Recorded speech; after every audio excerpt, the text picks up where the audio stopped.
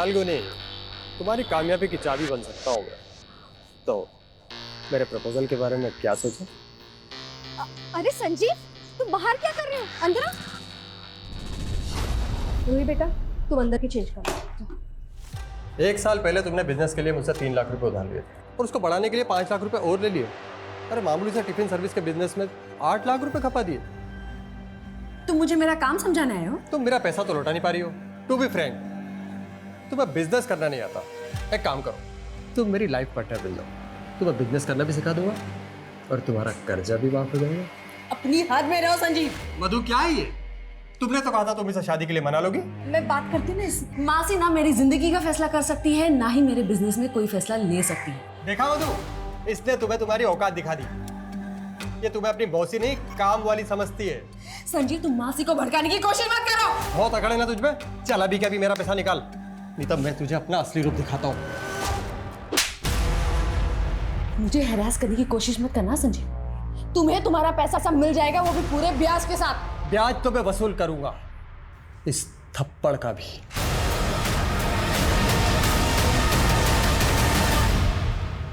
मासी, मैंने कितनी बार आपसे कहा है मुझे इस आदमी से शादी नहीं करनी है, फिर भी आप। मैं तुम्हारे भले का सोच रही थी फाल्गुनी।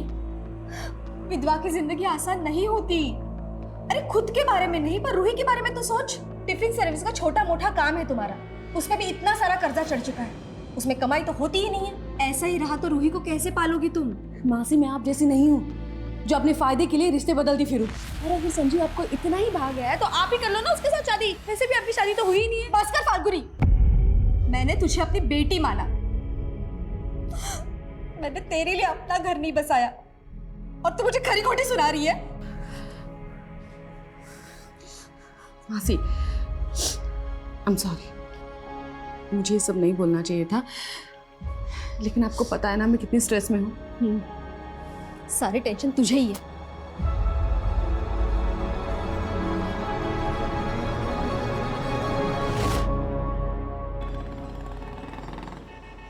मम्मा, मुझे बड़ा घर नहीं चाहिए, ना कार्स ना चॉपर। आप टेंशन मत लो। तू है तो मुझे क्या टेंशन है? और सपने देखना बुरी बात नहीं है बेटा। माना कि आज हमारे पास कुछ भी नहीं है, लेकिन हम मिलके अपना कल तो संवार सकते हैं ना। I know mamma, you are the best.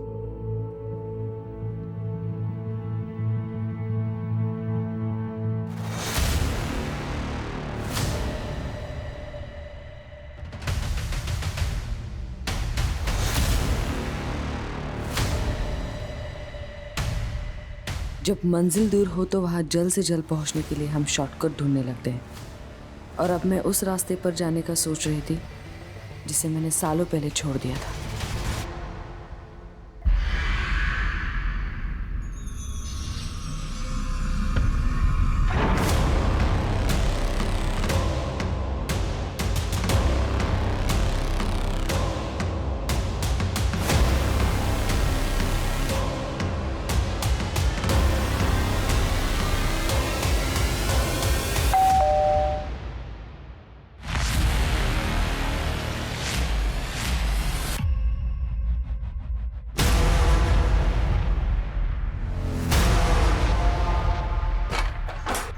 पकड़ रहे उसको। कौन आप लोग? क्या चाहिए? छोड़ो ये।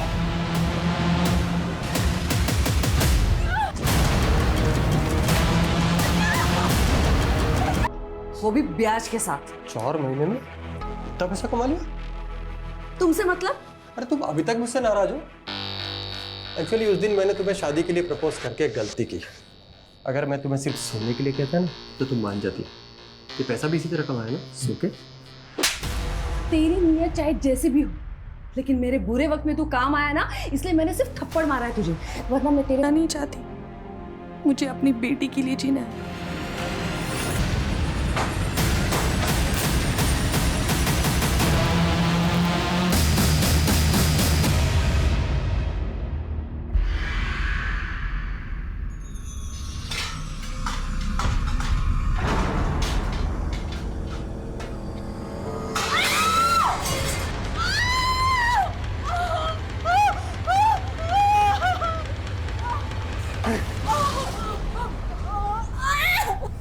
शरीर दिखाने का बड़ा शौक है ना तुझे? तुम्हारा देवर वहाँ पे पढ़ाई कर रहा है और तू उसको ले जाने की कोशिश कर रही है। ये क्या बोल रहे हैं आप? अच्छे से समझ रहे तुझे, अब ये सब नहीं चलेगा। यही पे काट दूंगा, यही पे काट दूंगा।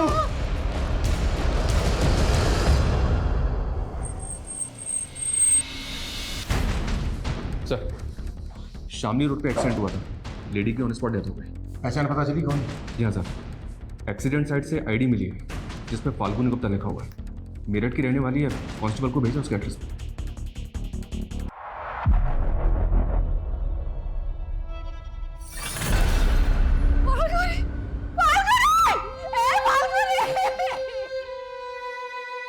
नानी कहाँ गई राघव अंकल? बेटा वो आ जाएंगी। और मम्मी वो कहाँ है? मधु जी, मैं समझ सकता हूँ इस वक्त आपके लिए जवाब देना कितना मुश्किल है, पर कुछ बातें हैं जो हमारे लिए जानना बहुत जरूरी है। फाल्गुनी का एक्सीडेंट शामली रोड पर। अपनी शामली में कहाँ जा रही थी? शामली? सर वो तो 2 दिन से शहर के बाहर गई थी।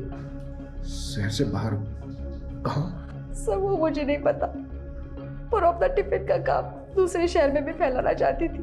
मधु जी, जिस जगह पर फाल्गुनी का एक्सीडेंट हुआ वो जगह आपके घर से कोई 60-70 किलोमीटर की ही दूरी पर है, और आप कह रही हैं कि फाल्गुनी 2 दिन से शहर से बाहर थी। सर ऐसा भी तो हो सकता है वो घर लौट रही हो और रास्ते में उसके साथ।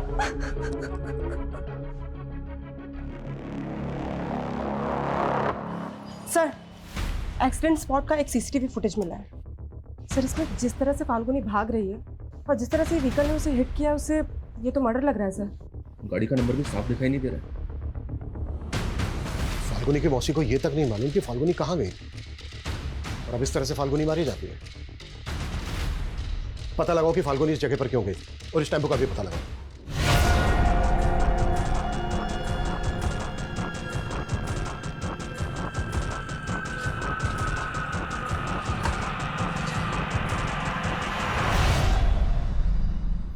बहुत पढ़ाई कर रहे हो मेरे पीछे से। चलो आज तुम्हारा इम्तिहान लेते हैं। आजा।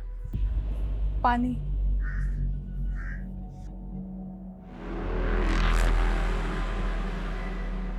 अच्छा बता, मेरे बेबी के शरीर में कितने तिल हैं? बस कीजिए आप, शक की भी सीमा होती है। क्या होती है? नहीं भैया। अच्छा, मतलब इसको मारो तो तुमको दर्द होता है? इतने नजदीक आ गए हो तुम दोनों। हिम्मत है? हैं? इधर आ। हिम्मत है तो मेरे पीछे से छुप छुप के जो करते हो मेरे सामने करके दिखाओ। चलो चलो। ये क्या बोल रहे हैं आप? क्या बोल रहा हूँ? क्या बोल रहा हूँ? क्या बोल रहा हूँ? क्या बोल रहा हूँ? ठान के आया हूँ। हमको धोखा दोगे तो यहीं पे जान से मार दूंगा।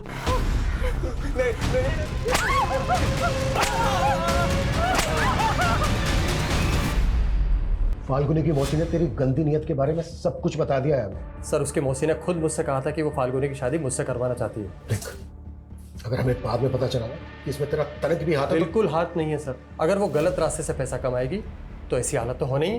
कहना क्या चाहता है तू? सब बोल।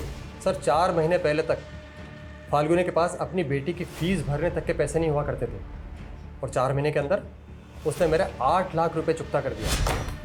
ये लो तुम्हारे पूरे पैसे ब्याज के साथ। मुझसे सवाल करने से पहले आप उसकी मौसी से पूछिए कि फाल्गुनी शहर में किस किस के पास जाती थी जो उसका इतना पैसा बचा रहे थे।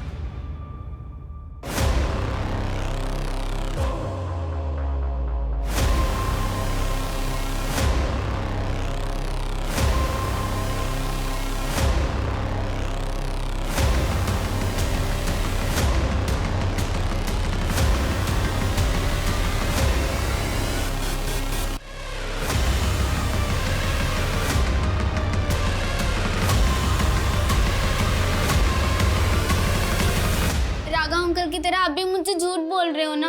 मम्मी मुझसे इतने दिन तक दूर नहीं रह सकती। बेटा मैं तुझे कैसे बताऊं कि क्या हुआ है?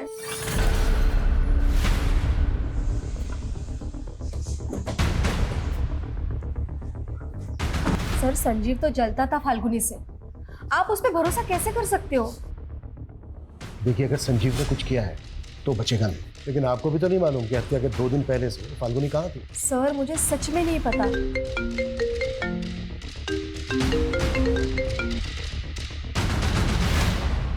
हाँ मनीष। इंक्वायरी में पता चला है कि फाल्गुनी ने शामली रोड पे एक जगह रेंट पे ले रखी थी।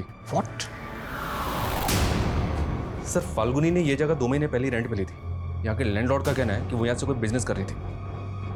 पर फाल्गुनी तो मेरठ से टिफिन सर्विस चलाती थी ना, यहाँ क्या कर रही थी? तो बेटा ये सारे एविडेंस कलेक्ट करो। सर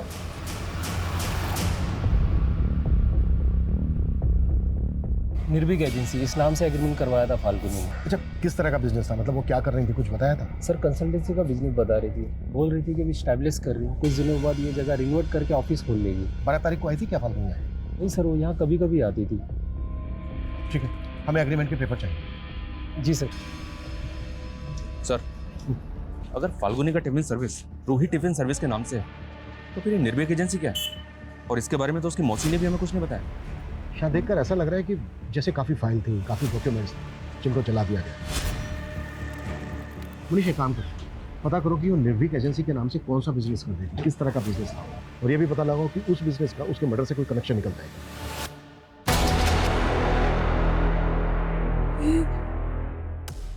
ये सही नहीं किया हमने।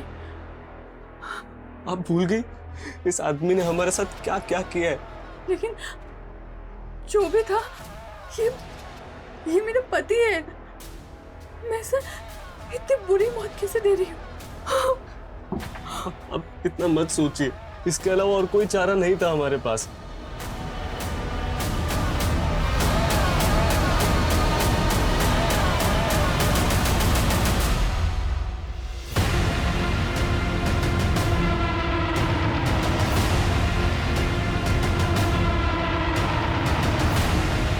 पता है कि वो टेम्पो सफेद रंग का है। पॉसिबल है कि क्रिमिनल्स ने उसका रंग बदल दिया। तो फिर इतनी प्लानिंग की किसने होगी और किस मकसद से? सर फाल्गुनी ने निर्भीक एजेंसी नाम से एक करंट अकाउंट भी खोला था। इस अकाउंट की डिटेल्स निकाली तो पता चला कि एक डिटेक्टिव एजेंसी है। Detective agency? यस सर, और 4 महीने पहले ही फाल्गुनी को इसका लाइसेंस मिला है। मतलब जिसे हम टिफिन सर्विस चलाने वाली एक साधारण औरत समझ रहे थे, असल में एक प्रोफेशनल डिटेक्टिव भी थी। मैंने फाल्गुनी के बैंक ट्रांजैक्शंस भी चेक किए, पता चला कि उसमें 4 लोगों ने पैसा ट्रांसफर किया, और ये 4 लोग कोई और नहीं फाल्गुनी के क्लाइंट्स थे। सर ये चारों केसेस मैट्रिमोनियल डिस्प्यूट्स और फोर्जरी के थे, जिनको फाल्गुनी ने सक्सेसफुली खत्म कर दिया था। तो उसके ऑफिस में मौजूद फाइल्स और डॉक्यूमेंट्स को जलाया क्यों गया होगा? क्या उनमें किसी के राज छुपे थे जिन्हें फाल्गुनी उजागर करने वाली थी?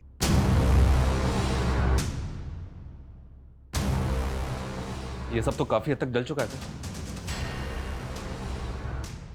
1 PH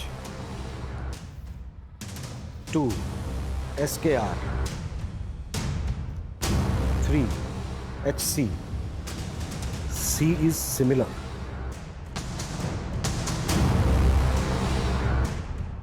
शर्मा भले ही मैक्सिमम स्टफ जल गया है, लेकिन इससे ये क्लियर हो गया है कि फाल्गुनी जरूर कोई ऐसा केस इन्वेस्टिगेट कर रही थी जो उसके मर्डर की वजह बना। सर फाल्गुनी के सीडीआर में कोई सस्पिशियस नंबर भी नहीं मिला, लेकिन सर फाल्गुनी की लोकेशन पिछले 2 महीने से अक्सर मुजफ्फरनगर की थी, लेकिन सर उसके सीडीआर में मुजफ्फरनगर का कोई नंबर नहीं मिला। ये भी तो हो सकता है कि वो कोई दूसरा नंबर भी यूज करती हो। शर्मा अपने सारे खबरों को एक्टिव करो, उनसे कहो कि वो पता लगाएं कि फाल्गुनी मुजफ्फरनगर में कहाँ जाती थी और किस किस से मिलती थी। Okay sir.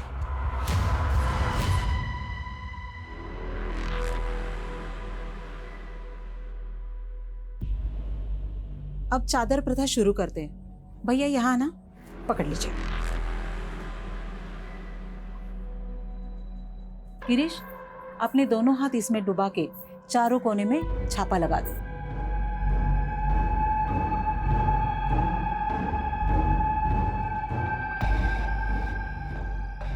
अब चादर प्रथा समाप्त हुई है, उसके अनुसार अब आप दोनों पति पत्नी हो।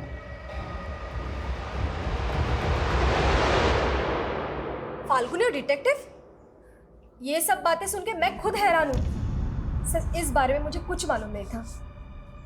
मधु जी, आप फाल्गुनी को उसके बचपन से जानती थी और 11 साल से तो आप उसके साथ रह रही थी। अगर आप उसके बारे में कुछ नहीं जानती तो क्या इसका मतलब हम ये निकालें कि फाल्गुनी भरोसा नहीं करती थी आप पर, ट्रस्ट नहीं था उसे, इसके लिए अपनी बातें छिपाती थी आपसे? सर ऐसा भी तो हो सकता है वो जानबूझ के कर रही हो। अभी वो डिटेक्टिव थी तो ऐसे लोग अंडर कवर होके भी तो काम करते हैं ना। अच्छा, सर मैंने आपको एक बात नहीं बताई थी। फाल्गुनी लॉ स्टूडेंट थी और उसके पिता के पास पैसे नहीं थे तो उसने अपनी पढ़ाई छोड़ दी थी। पर शादी के पहले वो क्रिमिनल लॉयर के पास काम करती थी सर। और शादी के बाद? सर शादी के बाद उसका पति उसे कुछ नहीं करने देता था। फिर उसके पति के मौत के बाद वो मेरे साथ टिफिन सर्विस का काम करने लग गई। आपके साथ? हाँ। लेकिन उसका जो ये टिफिन सर्विस का बिजनेस था, उसके डॉक्यूमेंट्स में तो आपका कोई शेयर नहीं है। वो तो सैलरी देती थी ना आपको। सर वो हमारा रिश्ता इन सारी चीज़ों के परे था। ये पुलिस क्यों आई है राघव अंकल? वो पुलिस स्टेशन में भी आपकी मम्मा का खाना जाता है ना, इसीलिए।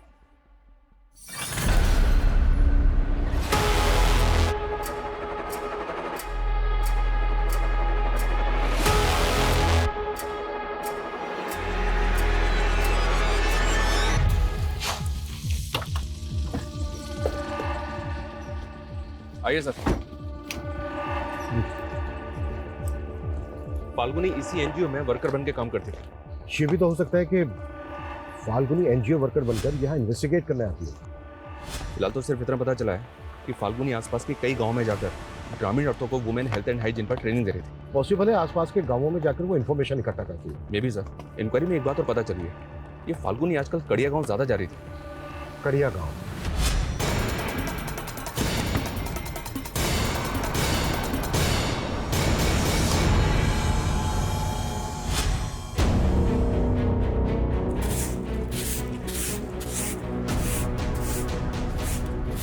सुनिए, हमें पता चला है कि एनजीओ वर्कर फाल्गुनी अक्सर आपसे मिलती है। जी। क्यों मिलती थी वो आपसे, वजह क्या है? सर वो सोशल अवेयरनेस के लिए सबके घर आ रही थी। आप? जी मैं पति हूँ इनका। कुछ और पूछना है आपको? नहीं। ये मैडम तो मुझे भी मिली थी। कृष्णा के पहले पति सरजू के बारे में पूछ रही थी। क्या? कृष्णा का पहला पति? जी, दूसरा पति गिरीश देवर था कृष्णा का, लेकिन सरजू के मौत के बाद उन दोनों ने शादी कर ली। अच्छा, ये फाल्गुनी सरजू के बारे में क्यों पूछ रही थी? यही कि सरजू की मौत कैसे हो गई। क्या आप हमें बता सकती हैं कि सरजू की मौत कैसे हुई थी? सर गिरीश और कृष्णा कहते हैं कि सरजू भैंस खरीदने जा रहा था तो कोई गाड़ी मार गई उसको, लेकिन मुझे लगता है कि इन दोनों ने उसे मारा होगा। आपको ऐसा क्यों लगता है? सरजू को शक था कि इन दोनों का चक्कर चल रहा है। हमको धोखा दोगे तो यहीं पे जान से मार दूंगा। और एक बात, सरजू के मौत के 2 महीने पहले से वो काफी बीमार चल रहा था। खाट से उठा तक नहीं जा रहा था उसे। ऐसे में वो खुद पैदल चल के हाईवे तक कैसे जाएगा? मुझे लग रहा है सर फाल्गुनी या सरजू की मौत का राज पता करने ही आई होगी। फाल्गुनी एक प्राइवेट डिटेक्टिव थी। इस तरह के लोग तभी इन्वेस्टिगेट करते हैं जब उन्हें कोई हायर करे। इस छोटे से गांव में कौन ऐसा होगा जिसने फाल्गुनी को हायर किया होगा? हमें ना लोकल पुलिस से कंफर्म करना चाहिए कि सरजू का एक्सीडेंटल केस में कोई फाउल प्ले था क्या, और क्या वाकई में यहाँ ऐसे राज दफन है जो फाल्गुनी की हत्या का कारण बने।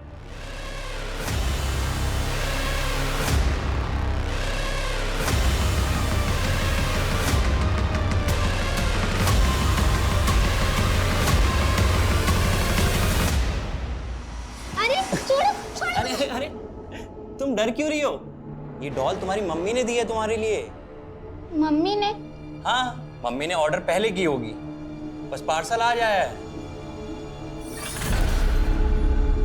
राघव जरा इधर आना। हाँ हाँ आ रहा हूँ।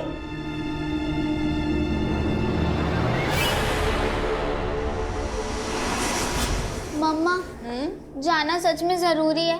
हाँ बेटा, बहुत जरूरी है। वरना तुम ही बताओ, मम्मा तुमसे दूर इतने दिन के लिए रह सकती है? लेकिन आजकल आपके पास मेरे लिए टाइम ही नहीं होता है। सॉरी बेटा, मैं बहुत जल्द वापस आ जाऊंगी। मम्मा, आपने मेरे लिए डॉल ऑर्डर की थी, मैं आपको कहाँ से ऑर्डर करूं ताकि आप जल्दी से मेरे पास आ जाओ? कहाँ चले गए मम्मा?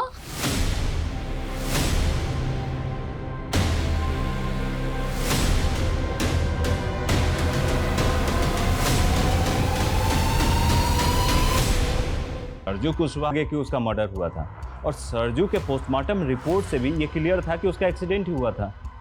अच्छा, सरजू का जिस टेम्पो से एक्सीडेंट हुआ था वो सफ़ेद रंग का था ना? नहीं, सरजू की बीवी ने बयान दिया था कि कोई सफ़ेद रंग का ओल्ड कार था।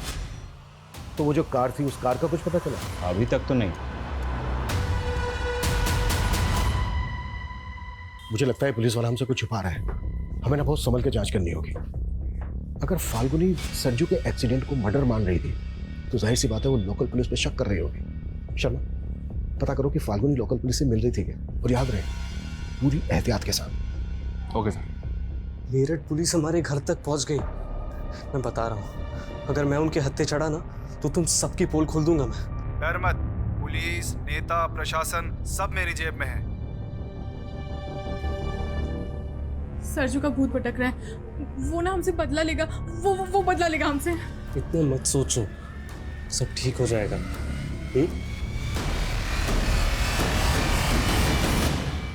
सर, हमने फाल्गुनी की सीडीआर में मौजूद एक नंबर को इन्वेस्टिगेट किया, लेकिन हमें अब तक कोई ऐसा नहीं मिला जिसने फाल्गुनी की डिटेक्टिव एजेंसी को सरजू या फिर मुजफ्फरनगर का कोई भी केस दिया हो।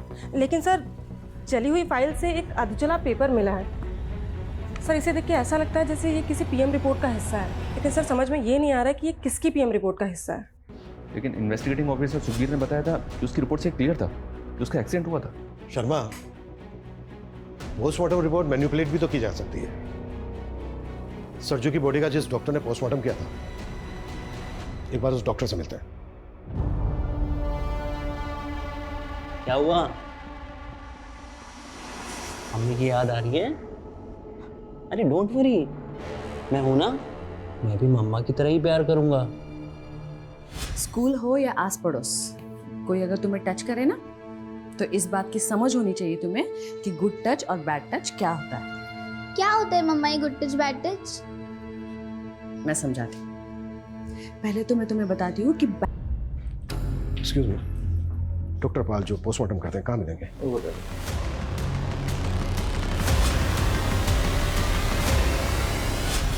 डॉक्टर समरपाल जी। इंस्पेक्टर अभिमन्यु चंद्र, मेरठ पुलिस। हमें क्या था? सर, मैं बहुत सारे विक्टिम का पोस्टमार्टम करता रहता हूँ, मुझे रिकॉर्ड चेक करना है प्लीज।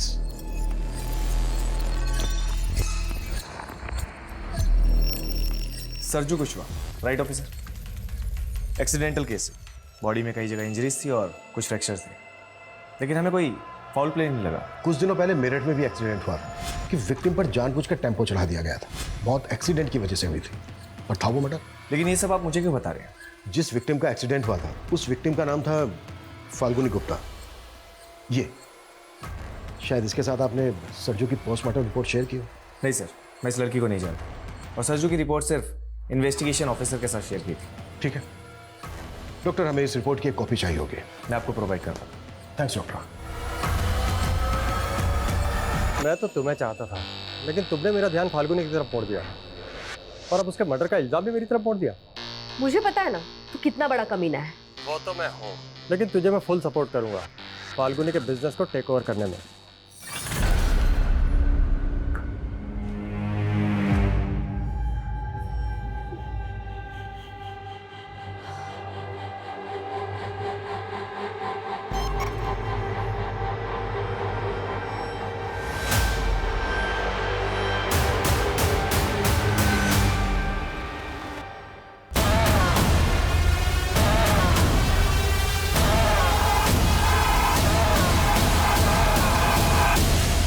चले गए, पर कहाँ चले गए हैं ये समझ में नहीं आ रहा है। उनका गायब होना यही इंडिकेट करता है कि ये भी पता नहीं चल पा रहा है कि फाल्गुनी को ये केस इन्वेस्टिगेट करने के लिए किसने दिया होगा। सब पता चलेगा मनीष। देखो, ये तो क्लियर होता जा रहा है कि फाल्गुनी की हत्या का सरजू के केस से कनेक्शन है। एक काम करो, ग्रीश और कृष्णा का लुकआउट नोटिस जारी करवाओ। थोड़ा तो ओके सर।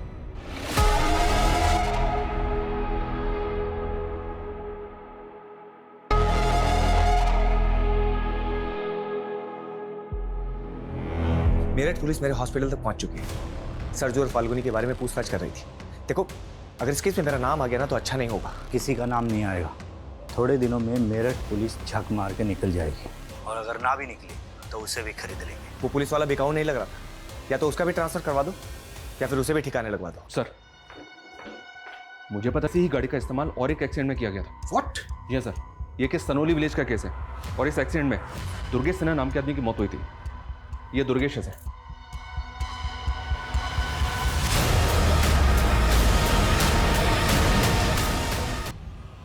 आखिर इस मिस्टीरियस व्हीकल की मिस्ट्री क्या है? अगर ये सबके सब मर्डर थे तो फिर ये कौन करवा रहा था और क्यों? फाल्गुनी के मर्डर को भी एक्सीडेंट का रूप देने की कोशिश की गई। क्या फाल्गुनी कुछ ऐसा इन्वेस्टिगेट कर रही थी जिसके पीछे गहरे राज छिपे थे? एक बार दुर्गेश के केस के इन्वेस्टिगेटिंग ऑफिसर से मिलता है। हमें दुर्गेश के केस में ऐसा कोई फॉल प्ले नजर नहीं आया जिससे लगे कि वो मर्डर हो, और पोस्टमार्टम रिपोर्ट में यही आया था कि दुर्गेश की मौत एक्सीडेंट से हुई है। पोस्टमार्टम रिपोर्ट दिखाएंगे दुर्गेश की? हाँ श्योर। Thank you.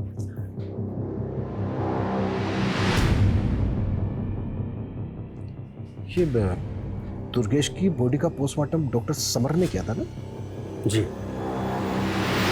सर, ये दोनों पोस्टमार्टम रिपोर्ट्स तो एक दूसरे की कार्बन कॉपी है। दोनों रिपोर्ट्स में मौत की वजह एक ही लिखी है। अच्छा शर्मा, ये डॉक्टर समर का सी बनाने का स्टाइल नोटिस किया तुमने? बड़ी अजीब ढंग से सी बनाया। फाल्गुनी के ऑफिस में हमें एक डायरी मिली थी, उस पर लिखा था सी इज सिमिलर। तो क्या सी सिमिलर का इंडिकेशन इन्हीं दोनों रिपोर्ट्स का है? पूरे चांसेस। शर्मा, हमें फाल्गुनी के ऑफिस में जली हुई फाइल्स के बीच एक पोस्टमार्टम रिपोर्ट की जली हुई कॉपी भी बनी थी, याद है? इसका मतलब फाल्गुनी के पास ये दोनों रिपोर्ट्स थे। ये डॉक्टर समर उस दिन से ही हॉस्पिटल नहीं आ रहा है जिस दिन से हम उससे मिलने गए।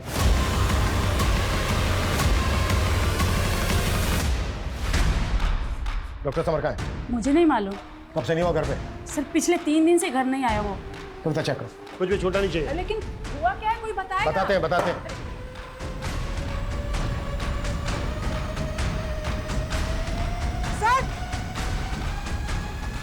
सर ये देखिए,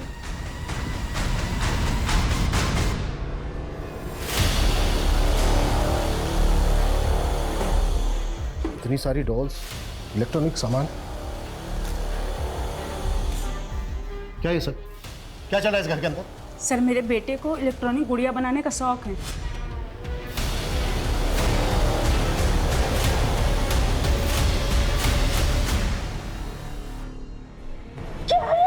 अरे ये क्या कर दिया आपने? तूने मेरे रूम में कैमरा लगा दिया। अरे मम्मी एक्सपेरिमेंट कर रहा था, अपने रिमोट आई को टेस्ट कर रहा था। है कहाँ वो? फोन भी बंद कर रखा है उसने अपना। सर मैंने कहा ना, मुझे कुछ नहीं पता है। अपनी मर्जी का मालिक है वो।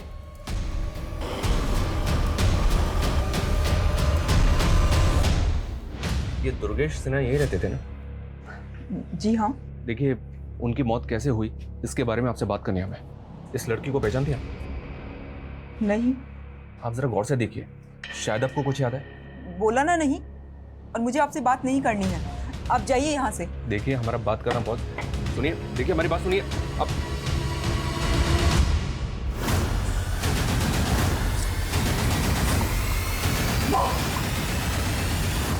मम्मा, मैं तो डर गई। मैंने सोचा 2 दिन बाद वापस आई हूँ ना, तो ऐसे सरप्राइज करती तुझे। लेकिन मम्मा, मैं आपको बता नहीं सकती।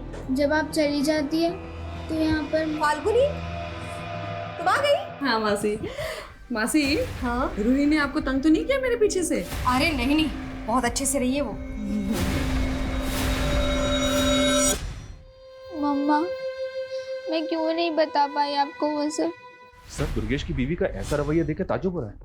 मुझे ऐसा लग रहा है कि सरजू की तरह दुर्गेश की मौत की हकीकत भी कुछ और ही है। मैंने मॉर्चरी में पता किया, पिछले 3 महीने में डॉक्टर समर ने 15 बॉडीज का पोस्टमार्टम किया और उन 15 में से 9 एक्सीडेंटल केसेस हैं। तो क्या ऐसे और भी केसेस हैं? इस डायरी में ना कुछ अल्फाबेट्स लिखे हैं जिनको देख के ऐसा लगता है कि जैसे ये विक्टिम्स के नामों का शॉर्ट फॉर्म हो सकता है। जैसे सरजू का सरनेम है कुशवाहा, यानी कि सरजू कुशवाहा, और ये देखो ये 7वें नंबर पे लिखा है SK। ऐसे ही दुर्गेश का सरनेम है सिन्हा, यानी कि दुर्गेश सिन्हा, और ये यहाँ 9वें नंबर पे लिखा है DS। ऐसी जो बाकी के विक्टिम्स हैं उनके भी नाम और सरनेम के अल्फाबेट्स मैच हो रहे हैं। माय गॉड, अमीन सर, ये केस तो हमारी सोच से भी परे का निकला। बस ये समझ में नहीं आ रहा है कि फाल्गुनी से ये सब इन्वेस्टिगेट कौन करवा रहा था।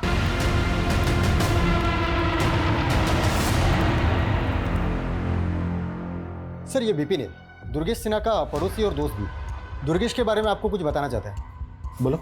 सर भले ही दुर्गेश की बीवी और सब लोग ये मानते हैं कि दुर्गेश की मौत एक्सीडेंट से हुई थी, लेकिन सर दुर्गेश तो कैंसर पेशेंट था, वो तो चल भी नहीं सकता था। व्हाट? उसका इलाज एनटी दीक्षित मेमोरियल अस्पताल में चल रहा था। और सर मुझे बहुत अच्छे से याद है, वो शाम जब मैं दुर्गेश को मिलने उसके घर गया था तो वो बिस्तर पर ही अपने प्राण छोड़ चुका था। फिर मुझे उसकी पत्नी ने वहाँ से जाने के लिए कहा। उसके बाद मुझे उसी रात को ये पता चला कि दुर्गेश का हाईवे के पास में एक्सीडेंट हो गया है। सरजू के पड़ोसी ने कहा था सर कि सरजू काफी स्टेटमेंट दी थी कि सरजू भैंस लेने जा रहा था, हाईवे पे उसका एक्सीडेंट हो गया था। ये बहुत बड़ा गेम है शर्मा, इसकी जड़ें ना काफ़ी गहरी है। अच्छा, दुर्गेश के दोस्त ने बताया कि दुर्गेश कैंसर पेशेंट था, एनटी दीक्षित मेमोरियल हॉस्पिटल में उसका इलाज चल रहा था। एक काम करो, रिकॉर्ड चेक करो वहाँ पे। हमें कोई एक्सट्रीम स्टेप लेना होगा। हद, मैंने सोच लिया है कि मुझे क्या करना है।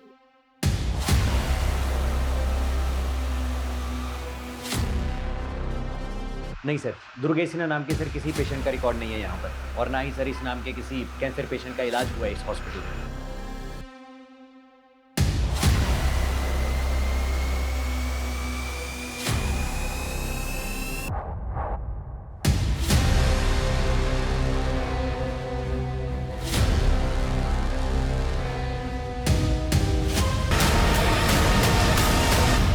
ये दुर्गेश कैंसर पेशेंट था। इंक्वायरी करवाई, डॉक्टर समन ने जिन 9 और एक्सीडेंटल विक्टिम्स का पोस्टमार्टम किया था उन सबके केसेस भी सरजू और दुर्गेश के केस की तरह सस्पिशियस थे।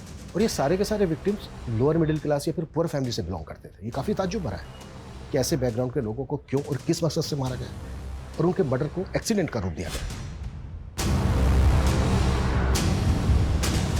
हमें ना इस फैमिली को कॉन्फिडेंस में लेकर बात करनी होगी, तभी हम इस केस की तह तक पहुंच पाएंगे। सर, गिरीश और कृष्णा सहारनपुर के घर में छिपे हुए थे। सहारनपुर पुलिस को उसी घर से उनकी लाशें मिली हैं।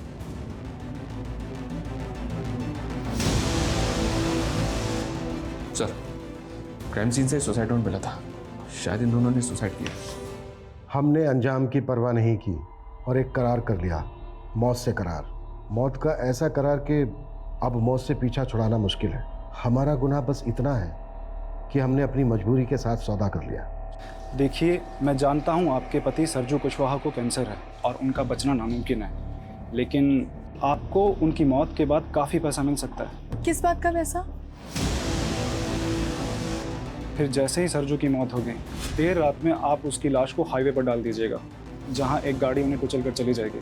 फिर आपको पैसा मिल जाएगा। कृष्णा को टीवी था, उसके इलाज के लिए पैसे चाहिए थे और सरजू भैया से नफरत थी मुझे, इसलिए मैंने उनसे एक करार कर लिया। लेकिन हमको क्या मिला? सिर्फ 2 लाख रुपए और इतना सारा तनाव। हम अपने पाप के बोझ से दब गए, इसलिए हम दोनों आत्महत्या कर रहे हैं। ये सब तो बेहद अजीब है सर, ना ऐसा पहले कभी देखा और ना सुना।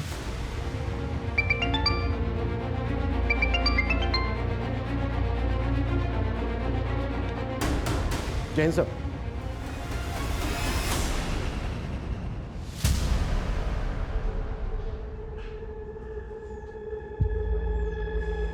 तो मुझ पे गुस्सा हो ना? मैं जानती हूँ मैं बहुत बुरी हूँ। और राघव अंकल, वो तो और भी बुरे। उन्होंने मेरे साथ। रूही, राघव ने क्या किया तुम्हारे साथ? देखिए, टारगेट्स तो आप लोगों को अपने अपने पूरे करने ही हैं, लेकिन मैं सिर्फ ये कहना चाहता हूँ कि जब भी आप कोई नई पॉलिसी भेजें तो क्रॉस चेक कीजिएगा डॉक्यूमेंट्स पूरे। Excuse me, Manish Singh ji. SP sir ने तो आपको बता ही दिया होगा कि मैं आपसे क्यों मिलना चाहता था। जी, लेकिन हमें ताज्जुब इस बात का है कि इतने समय तक आप चुप क्यों रहे? आपको तो बहुत पहले सामने आ जाना चाहिए था। एक्चुअली हम डिलेमा में थे कि हमारा शक सही है या गलत, और उसी को पुख्ता करने के लिए हमने फाल्गुनी को मुजफ्फरनगर डिस्ट्रिक्ट में लगाया था। इसके अलावा 4 और डिस्ट्रिक्ट में हम अपने लेवल पर इन्वेस्टिगेट कर रहे थे। तो मतलब फाल्गुनी को आपने हायर किया? जी, फाल्गुनी को मैं 10 साल पहले से जानता था, जब वो एक क्रिमिनल लॉयर के यहाँ काम किया करती थी। वो लॉयर मेरे दोस्त थे, और जब मुझे पता चला कि फाल्गुनी ने डिटेक्टिव एजेंसी स्टार्ट की है तो मैंने उससे बात की। हमें ऐसे इंसान की तलाश थी जो ग्रास रूट लेवल पर जाकर इस मामले की पूरी सच्चाई सामने ला सके। मुझे क्या करना होगा सर? फाल्गुनी, मुजफ्फरनगर डिस्ट्रिक्ट में पिछले 4 महीनों में 183 पॉलिसी होल्डर्स ने एक्सीडेंटल इंश्योरेंस क्लेम किया है। ये काफ़ी स्ट्रेंज है, क्योंकि ये सारे लोग लोअर बैकग्राउंड से आते हैं, और पॉलिसी लेने के 1 महीने पहले ही इन लोगों ने अपने पैन कार्ड बनवाए और बैंक में अकाउंट खुलवाए। उसके पहले इनका किसी भी बैंक में कोई भी अकाउंट नहीं था और पॉलिसी लेने के 1-1.5 महीने बाद इनका एक्सीडेंट हो गया। सर इसमें पक्का फाउल प्ले है, वरना इतने सारे लोगों के साथ सेम हादसा कैसे हो सकता है? मुझे लगता है कि ज़रूर किसी ग्रुप ने या किसी गैंग ने इनसे ये सब करवाया होगा। फाल्गुनी एकदम सही डायरेक्शन में थी। हमें भी हिंट मिलने लगे थे कि इन सब के पीछे कोई ना कोई ऑर्गेनाइज्ड गैंग है और इसमें काफ़ी पुलिस वाले और काफ़ी पोस्टमार्टम डॉक्टर्स शामिल हैं। लेकिन इसके पहले कि फाल्गुनी हमें कोई प्रूफ देती, उसका मर्डर हो गया और तब हम श्योर हो गए। हमारे बाकी इन्वेस्टिगेटर्स ने भी हमें इंफॉर्मेशन दी थी। 500 से ज़्यादा केसेस हैं, 100 करोड़ से ज़्यादा इंश्योरेंस क्लेम हुआ है। व्हाट? 500 से ज़्यादा केसेस? मतलब हम ये मान सकते हैं कि 500 से ज़्यादा लोगों का मर्डर हुआ है जिसको एक्सीडेंट का रूप दिया गया? शायद, लेकिन इसके पीछे किंगपिन कौन है, किसके इशारे पर ये सब कुछ हो रहा है, वी आर स्टिल क्लूलेस। ये जितने भी सारे केसेस हैं, आप हमें इनकी डिटेल्स दीजिए। जी।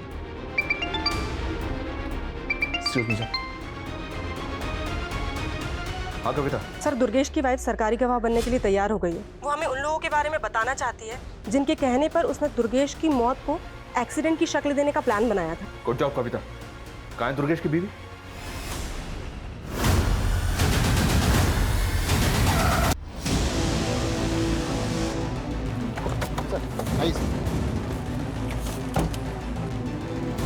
ये तो हमें सब कुछ बताने वाली थी और इसको भी मार दिया क्या?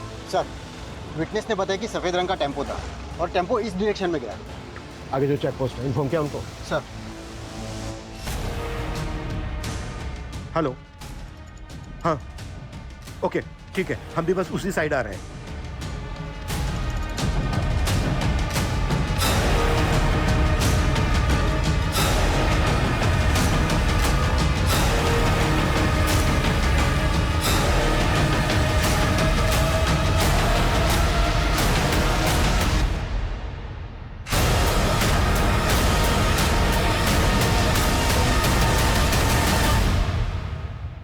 कंपनी का रीजनल मैनेजर ही कंपनी के साथ इतनी बड़ी कॉन्स्पिरेसी कर रहा था। मुझे कोई फंसा रहा। ओए फंसा रहा है? हाँ, तेरे गुनाहों की लंबी चेन तोड़ दी हमने।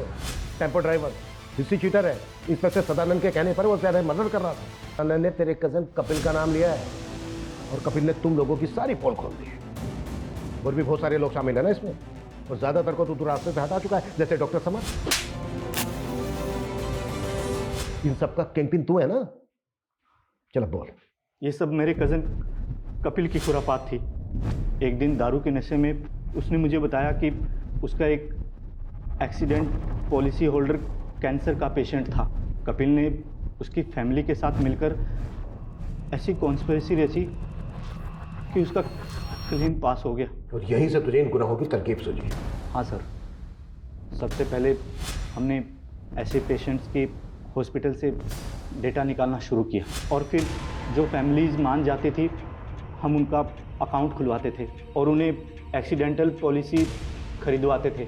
और जब उनकी मौत हो जाती थी तो उनकी फैमिली हमें बताती थी और फिर हम उनकी लाशों पर से गाड़ियाँ चढ़ाकर सदानंद और सुखवीर जैसे पुलिस इंस्पेक्टर ऐसे केसेस को एक्सीडेंटल केसेस बनाकर फाइल बंद कर देते थे। और समर जैसे पोस्टमार्टम डॉक्टर ऐसी पोस्टमार्टम रिपोर्ट बनाते थे जिसमें कोई फाउल प्ले नजर न आए। हाँ सर, हॉस्पिटल रिकॉर्ड से हम उन पेशेंट के नाम गायब करवा देते थे ताकि किसी को पता ना चले कि उन्हें जानलेवा बीमारी थी।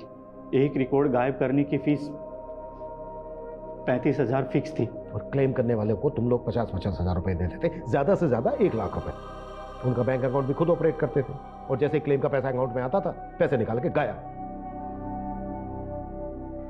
और फाल्गुनी का कसूर यह था कि उसने तुम्हारे गुनाहों की लंबी चेन का पता लगा लिया था। हाँ सर, वो जिस तरह से मनीष सर को रिपोर्ट कर रही थी वो मेरे लिए खतरा बनती जा रही थी, इसीलिए उसको ख़त्म करना ज़रूरी था और वो सबूत मिटाने भी ज़रूरी थे जो उसने मेरे खिलाफ जुटाए थे।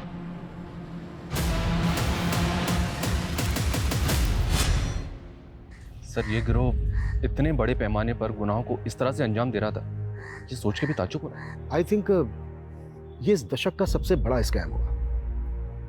हमारा ऐसे केसेस से भी सामना हुआ है जहां पर लोग पॉलिसी के लालच में अपनों का कत्ल तक करवा देते हैं, और यहाँ तक चंद पैसों के लालच में लोग अपने करीबियों की लाशों का सौदा कर रहे थे। ऐसे गुनाहों को देखकर ये नहीं लगता है कि आजकल इंसानियत का स्तर कितना नीचे गिरता जा रहा है? सर फाल्गुनी की मौसी ने फाल्गुनी के वर्कर राघव की कंप्लेंट की। वो काफ़ी दिनों से फाल्गुनी की बेटी को मॉलेस्ट कर रहा है।